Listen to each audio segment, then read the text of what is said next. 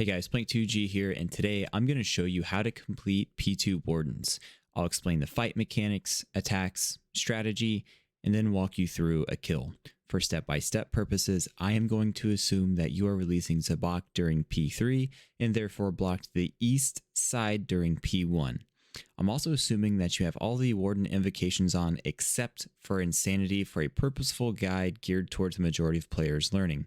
This is not required, especially for newbies. Turning off some invocations will make this fight easier if you're struggling. How P2 works.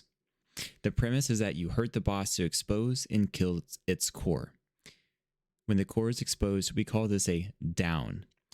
Each down is progressively longer, and you're expected to only need 3 downs to kill the boss. No additional points are awarded after the 3rd down, so you're just wasting your time. The boss moves around the room with you, has basic and special attacks, and on top of that, the obelisk in the middle will charge up and launch its own attacks. Windmills, diagonals, and lightning. I really do suggest that you adjust invocations based on your PVM experience. I struggled with P2 whenever I was learning the tombs. Don't feel bad. P2 Warden attack explanations. A quick disclaimer, I will be using the term smite as a term that turns off your overheads, but there is not an actual prayer drain mechanic inside of ToA, at least during P2 Warden. The ranged attack. A tan skull is launched towards you. The metallic anvil sound is a great cue, as well as the Warden smashing his arms together. For his magic attack, a red skull is launched towards you. The slightly magical laser sound is the cue here, as well as the Transformer's arm shooter animation. He has a freeze attack where a black cloud is launched towards you and a shadow appears underneath all players present. Standing on any cloud will freeze you in place and not allow you to change your prayers for a short duration. This is a great way to die when obelisk attacks are happening as well. His melee attack only happens when standing directly next to the Warden. You will slash around him, expect to take over 30 here, and the easy solution is that you don't stand next to him because you don't have a reason to. Smite orbs. The Warden will throw out a blue ball, red arrow, or a white arrow, and disable your overhead prayers, meaning you must manually select the overhead prayer for the attack. Just remember, blue is magic, red is melee, and that leaves white as ranged. I hinted at this earlier, but the obelisk has attacks itself. In general, if there's a set of red tiles on the floor, those will damage you and disable your prayers, or smite you. The windmill, a bunch of red tiles damage and turn off your prayers if you stand on them. These tiles rotate around the obelisk like a windmill. There are better places to stand than others, but you can run over the windmill tiles and still avoid the damage. Make sure not to get frozen here. Diagonals. A line shoots in cardinal directions, and then a diagonal line of red tiles progress towards each other. Simply run over the line to avoid the damage and smite. The most deadly of the obelisk attacks is skulls. The obelisk will launch skulls into the air, and then once this skull lands on the ground, which is denoted by a shadow, the skull will explode into lightning and expand in a 5x5 square around it. There's a trick to stand next to the shadow, but I prefer just to run away and avoid being smited and taking 30s. Misplaying these skulls is a real easy way to die. P2 Warden strategy. This is my priority of mechanic completion. Completing movements, completing prayers, and then damaging the boss. I play with sounds on so I can use audio and visuals to process more information.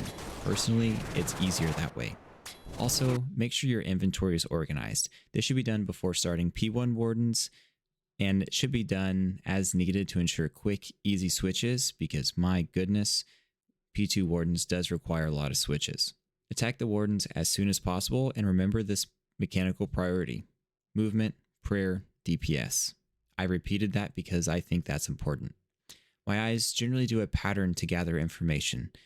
I look at what the Warden's attack is, I look at what my overhead prayers are now, and then I change them if I need to. Then I'll look around my character to see if there's any movement mechanics that I need to complete. After that, I look at the Warden's HP bar to see how close I am to a down.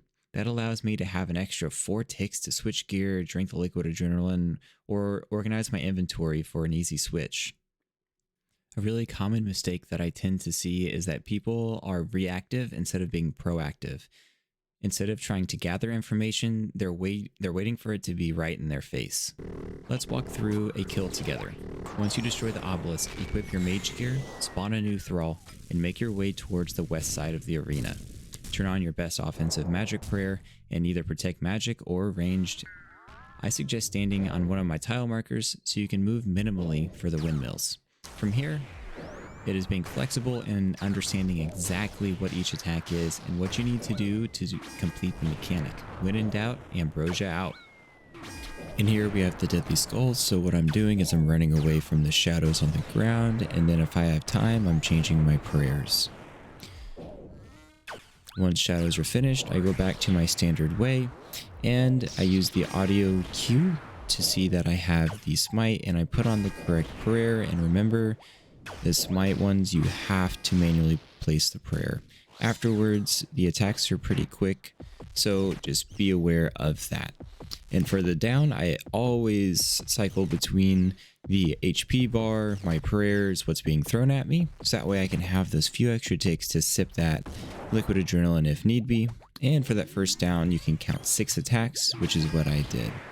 So if you notice, something that I did not explain so far is that the Warden has 2 protection prayers.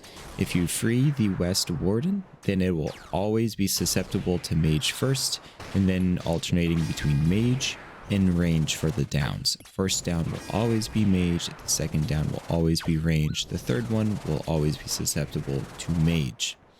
So here with the windmills, you can see that this tile that I'm standing on particularly, you can move 1 run tick or just, run 2 squares and you'll skip over the tiles. And that makes it really easy to know that you're not going to get smited. And we just pray correctly, keep our HP as close to 100 or above, and we resupply as needed. Hit the Warden's second down a total of 8 times if you're on time. If you're a little late, you'll hit 6 or 7. And a common strategy that players use nowadays is for sure doing a 3 down all the time, so that way you can get, another, maybe 0.25% of points for a chance for a purple. And then you go over 100 raids, it's like an extra percent. So, and then here we have skulls again. So I am just standing not close by, I'm standing far away from those. You can run adjacent to and a plus pattern next to the skulls that will avoid damage as well if you're feeling spicy. The shadow attack, I'm running a tile away so I don't get frozen. Here we're just praying mage, looking at the attacks, and there's the down. We're all done. If you guys want to learn how to do P3 Warden with these same invocations, just click on this video right here. Good luck, have fun, and may the purples ever be in your favor.